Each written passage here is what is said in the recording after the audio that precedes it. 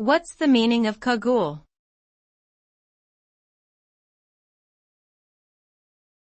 Cagoule.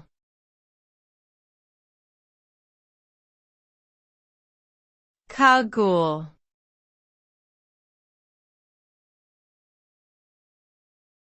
Cagoule.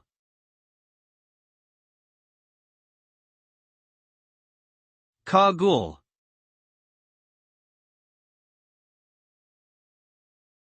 The word cagoule refers to a type of lightweight hooded garment typically worn as a protection from the rain or wind.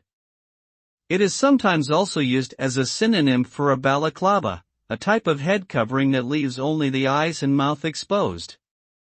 The cagoule has its origins in the French language, where it originally meant a type of cloak or cape. Over time, it evolved into the garment we know today, which is often made from waterproof or water-resistant materials such as nylon or polyester. Additionally, some cagoules are designed to pack into their own pockets, making them easy to carry on outdoor adventures.